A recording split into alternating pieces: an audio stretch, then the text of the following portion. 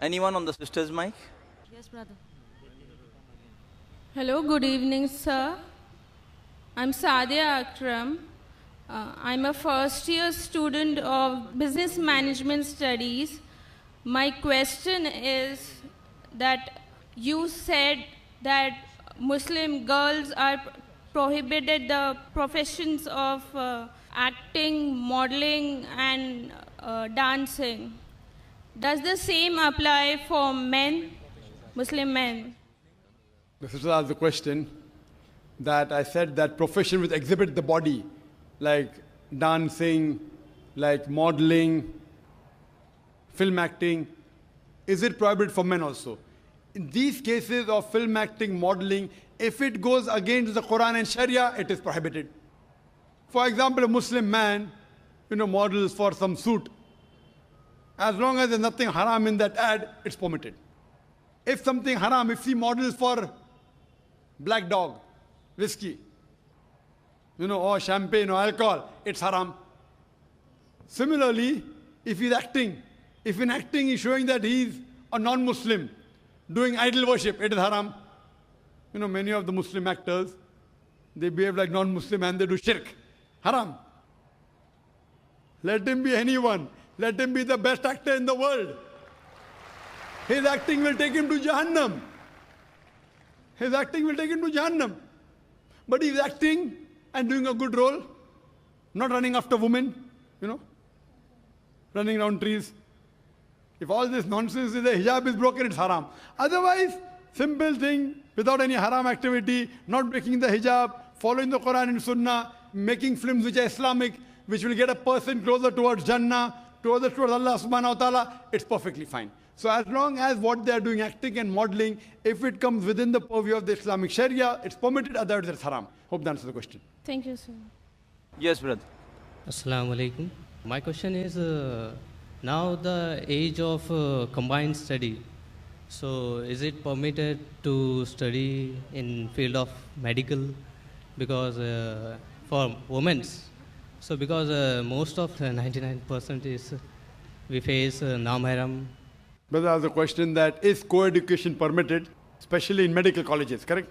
If a woman wants to become a doctor and there is no single-sex medical college, is it permitted? If the cause is there, the Islamic Sharia says, let a small loss take place to prevent a big loss. So now that lady, if she goes in a co-ed college of medicine and there's no single-sex college, it will be difficult for her to maintain a hijab, but she can. She can, not that she can't. She'll have to maintain a hijab. In medical colleges, the atmosphere is the worst. I've been to a medical college. MashaAllah, Allah saved me. Otherwise, medical college atmosphere is the worst in terms of breaking the hijab. Worst. And it's only Allah subhanahu wa ta'ala, MashaAllah, who can save you. Otherwise, the medical colleges, the girls and the boys, they have groups, they have to examine the patient, they stay overnight. It's very dangerous. If Allah is with you, inshallah can be on the straight path. So for a woman, if she goes to a medical college, she has to yet maintain a hijab. And in the college that I was, there were Muslim women who maintained it. Not all of them, but there were one or two who maintained the hijab. Maintain the hijab. See to it that if you have to, suppose if the patient is common and you have to take a common history with another gent, you have to take the common history of the patient, maybe the colleague is a gent, fine. When you talk, lower your gaze, not, oh, how are you? How is the movie? Did you see the movie? No, all common. Oh, let's go for a spin. Let's go for a drive on the bike. So all these things if you avoid, and see to it that if you have to talk with your colleague, you can talk with lowering your gaze, though the people will not like it. So she has to maintain a hijab. It's very much possible. As for examining the patient of opposite sex, the Quran and the Sahih Hadith give permission. Why? Because you're treating the patient. So doctor can see the opposite sex if required. Best is same sex, same doctor. Best. But you don't have it everywhere. That's the reason we have initiated in our activities in the United Islamic Aid, a new activity called as Free Medical Center. So we have started recently which will inaugurate after this conference. Sheikh Salah Budair, the Imam of Masjid Nabwi, will be inaugurating our center in Mumrah on the 10th of November, inshallah, 2 days after the conference. The uniqueness of this center, it is on the lines of Quran and Sunnah. Means, lady doctor will examine lady patients. Gent doctor will examine gent patient. Is the area 2,000 square feet? Separate waiting area for ladies, separate for gents. Children can go where they want, no problem if they are young. But lady doctor will check ladies, and inshallah, we aim to have only MBBS doctors and MD, so that they're more professional. Everything air conditioned, but free. Good quality medicine. And inshallah, when I started this center, I'm a medical doctor, I intend to give better treatment in this free center than the own medical clinic that I have got. I've left my profession. My brother and my father, mashallah, they're doctors, and they're running a center which is good, but there we charge. That's the bread and butter. We charge money. But inshallah, in this free medical center, inshallah, we'll give better services, inshallah, than the own medical clinic that we have for our bread and butter, inshallah. Fully air conditioned, inshallah. Good waiting room. Hygienic, but free. Those who can't afford it, free. Anyone can come, even Muslims and non-Muslims can come. And in the waiting room, we won't have Stardust magazine, we won't have Filmfare magazine, we'll have Islamic books. We'll have Islamic satellite channels. People have, you go to a high caliber doctor, Filmfare magazine, Stardust. So besides them getting cured by the diseases, inshallah, even the iman will get cured. Huwa Shafi, it's Allah who cures. So, what we believe, that if you want to do medicine, if there's no single-sex college, you can, but you have to maintain your hijab, become a doctor, so that more hijab can be maintained. Once that lady doctor becomes, Muslimah becomes a doctor, she will allow many other women to follow the hijab. Hope that answers the question. We'll allow only 2 more questions, one on that mic and the last question from this mic. And we have only 5 minutes left for Dr. Zakir to answer those. Yes, brother. Assalamu alaikum. I am rewarded. My name is Abdullah Sheikh. Before it was a Shushan Kumar Mandal. I am from Panvel. But there is one question regarding Allahu Akbar, which I am always, I have read the Quran and I came to know that there is a Jannat, which I am trying to go Jannat directly. For that I have to follow the Hadith and Quran. But when I have read the Hadith and Quran, I came to know that I have to follow total Sunnat, which Sunnat has tried to put me down because of my mother. And my mother asked me to remove my beard, my cap, and all Sunnat. She wants me to be like an Indian guy. She says me, you have to pray Allah in your heart, not by Salah. And this always Hindu always try to put me like this. You do what we say. Shall I have to do like this, or I have to leave the house, or I have to stay other? MashaAllah. Brother asked a very good question. Allah gave him hidayah. He became a Muslim.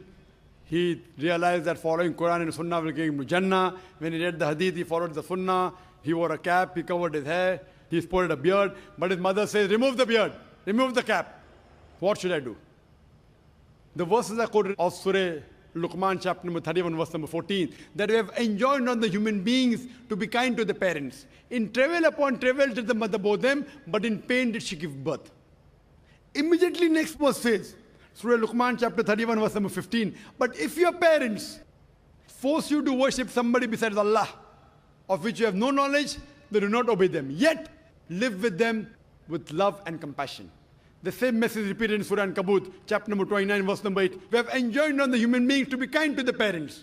But if the parents force them to do something, worship someone besides Allah, of whom they have no knowledge, then don't obey them, but yet live with them with love and compassion.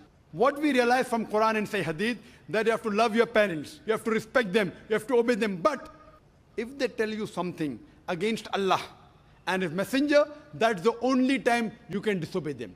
But yet love them. So if they tell you to remove the beard, you tell, my dear mother, our beloved Prophet said. It's mentioned in Sahih Bukhari, volume number 7, in the book of death, hadith number 780, that do the opposite of what the pagans do, trim your mustaches and grow the beard. I am following my messenger. And that same messenger said, paradise lies beneath your feet. So if I remove the beard, even my paradise beneath your feet will go. Mother, I love you. Mother, I care for you. Mother, I respect you. That same Prophet said that the person that deserves the best love and compassion is your mother. After that, do your mother. After that, do your mother. So if I stop obeying him, I will have to stop respecting you also. Mother, I love you. I respect you. I obey you. As long as you don't go against the person who's taking you to Jannah. That's the Prophet. So depending how you speak, what you do, if you were not obedient to your mother before accepting Islam, maybe she told you, okay, wear a blue color shirt. Mother, I don't like blue color. Moment you became a Muslim, mother, I will wear a blue color. What happened to my son? Before he became a Muslim, he used to disobey me. Now he's obeying me. So whatever your mother told you before you became a Muslim, which you never used to follow, the moment you become a Muslim, start following as long as it doesn't go against Allah and His Rasul. You should find a change. Start loving her more. You have to respect her. Suppose she goes to the temple, doing shirk is haram. But the moment she comes out of the temple, it becomes your duty that you take her back home. Because you love her, because you respect her. Even though she's a non-Muslim, yet your paradise lies beneath the feet of your mother. Your mother may not be in paradise, but your paradise yet lies beneath the feet of your mother. Love her, respect her, obey her, until she does not go against Prophet and Rasul.